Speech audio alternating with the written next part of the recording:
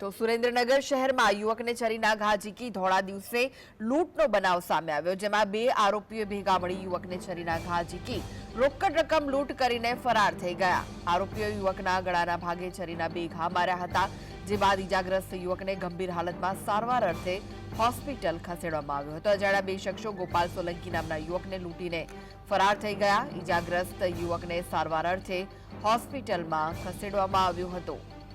તો ઘટનાને લઈને બી ડિવિઝન પોલીસે આ સમગ્ર મામલે તપાસ હાથ ધરી છે। સુરેન્દ્રનગરમાં ધોળા દિવસે યુવકને તીક્ષ્ણ હથિયારના ઘા મારીને લૂંટી લેવાયો। તો આ વિશે વધુ માહિતી માટે જોડાયેલા છે સંવાદદાતા ફઝલ। ફઝલ, ધોળા દિવસે યુવકને લૂંટી લેવાયો છે, શું વિગત?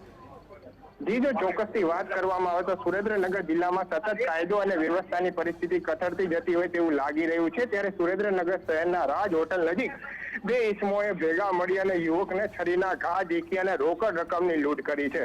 જોકે સુરેન્દ્રનગર જિલ્લામાં સતત ચોરી, લૂંટફાટ, મારામારી અને હત્યાના બનાવો વધી રહ્યા છે, તે એક ચિંતાનો વિષય છે। ગોપાલ સોલંકી નામના યુવકને છરીના ઘા ઝીકી ઠોરમાર મારી અને લૂંટી લેવામાં આવ્યો છે। જોકે ઈજાગ્રસ્ત યુવકને સારવાર માટે સુરેન્દ્રનગરની ગાંધી હોસ્પિટલમાં ખસેડવામાં આવ્યો છે, પરંતુ ત્યાં તેની હાલત ગંભીર હોવાના કારણે મેડિકલ કોલેજમાં રિફર કરવામાં આવ્યો છે। ઘટનાને લઈ બી ડિવિઝન પોલીસ ઘટના સ્થળે પહોંચી છે।